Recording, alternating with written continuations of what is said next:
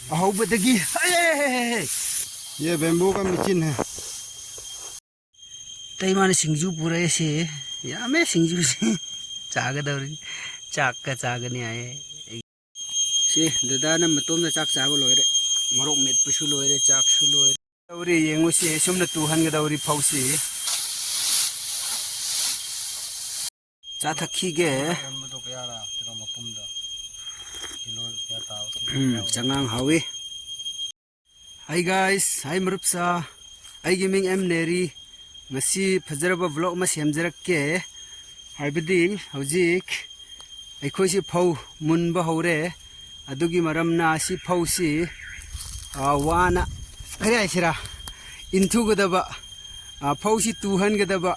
nam gadaba kare aisira in gadaba aisira maitai maronda insin inthu gadaba kitang kitang madu tuhan gadaba haibadi phau khawba matamda khara nungai nangai hojik ai semjarakke आई वासिगा फौदा इना खितंग खितंग नम इनगदबनिना तुहनगदबनिना video नंबरदी याररोय येंगु आइगी यामबना नंबदु आई उडलक्के इनबदु दौरी येंगु से सुमना तुहनगदौरी फौसी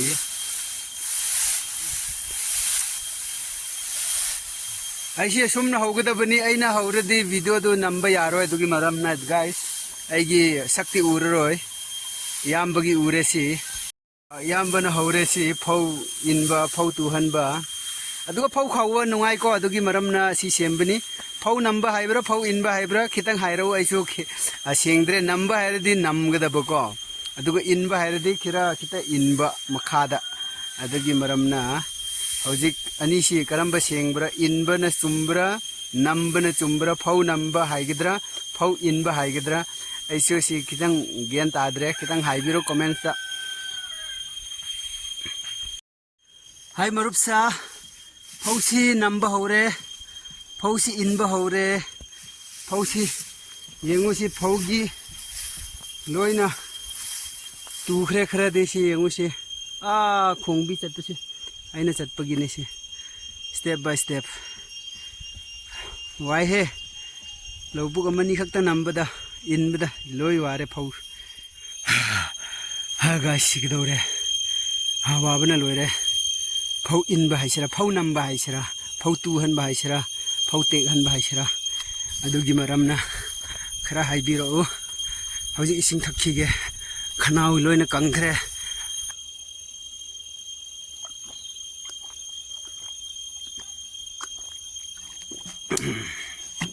बहुत मीठा है पानी याम थुमी इसिंग से वारदी इसिंग थकप याम थुमी याम बसु खौरांग ब माले इसिंग फजना थए से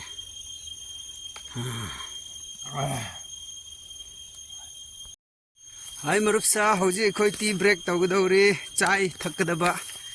अखोयगी तैमाना चा पुरे हमलाई मा तरदे खोइसी लोइगदौरे हौजी मुक चा थकदौरी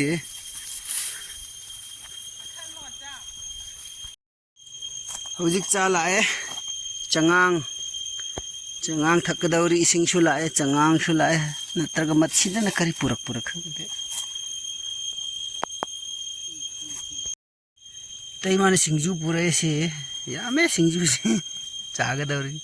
चाक का चागने आए एगी दादाना ऐदी चाररोय चाकसे थल्ले चाखक थक्के से कोई तैमा से मम्मायद लोइना करी करी तैरक तो ये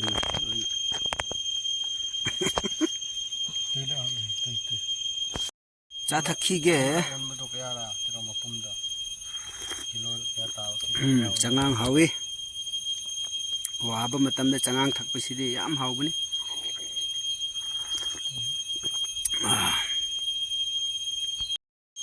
से दादा न मतोम चाक चाब लोरे मरोक मेट पशु लोरे चाक सु लोरे पुमलोय हावबीबो माले फजना चाय हाय गाइस अमु हौरगे फौ इनबा बंबूसी लुममंदना को ngawre kyamu wai ha hi guys aina नंबरसु येंगु हौजिक येंगु को हौजिक कनाना वीडियो सेमगदबा एगी दादाना हा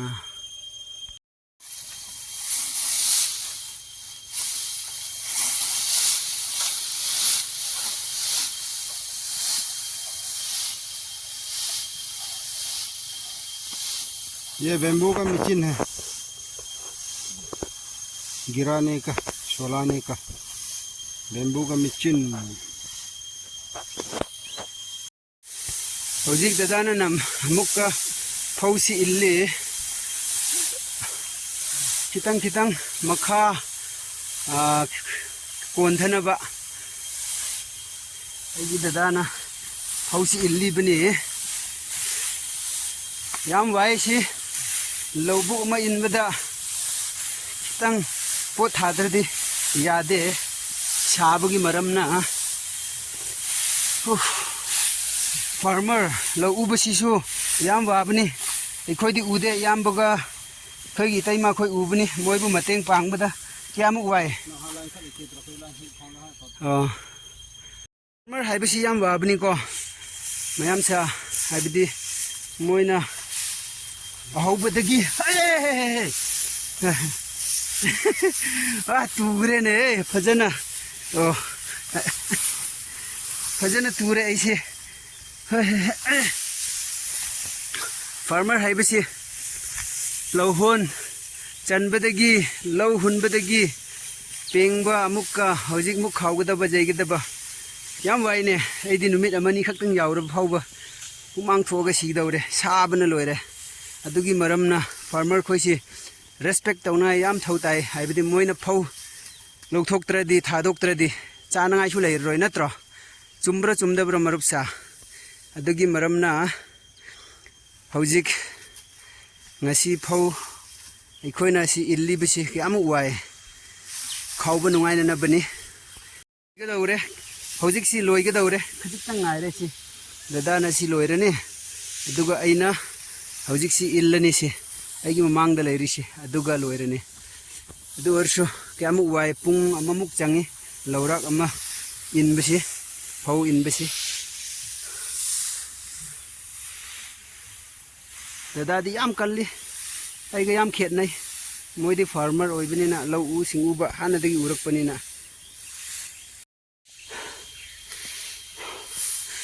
हाय गाइस अइगी सरुक्ति ngasiगी लोइरे दादा लाई दादा सु लास ओइरे सि लोइरगा दबनि अखोइने लोइन इल्लिसि सि मथक मखैनि सि मखैसि सि लोइन उरिसि नेक्स्ट सिना अखोइगी इतैमा खोइगिनि मोइसु लोइ मोइसु इनगदौरी हाय गाइस ngasiगी फौ इनबगी व्लॉग वीडियो सि करम तौई फजबरा फजरदि खितंग कमेंट्स तौबियु अइ लोइरे ngasiगी दिसि फौबा लोइसिनजरगे ngasiगी व्लॉग वीडियो सि फजबा तारबदि प्लीज लाइक और शेयर तौबियु कमेंट्स तौबियु अदुगा अनौबा व्यूवर्स येंगबीबा तारबदि प्लीज सोइदना अइगी चैनल सि सपोर्ट सब्सक्राइब तौबिरबदि याम नुंगाइगनि हाइना खल्ली प्लीज मथंगदा सेना व्लॉग फजबा अइना हपचरक्के ngasiगी दिसि फावबा लोइसिनजरगे बाय बाय।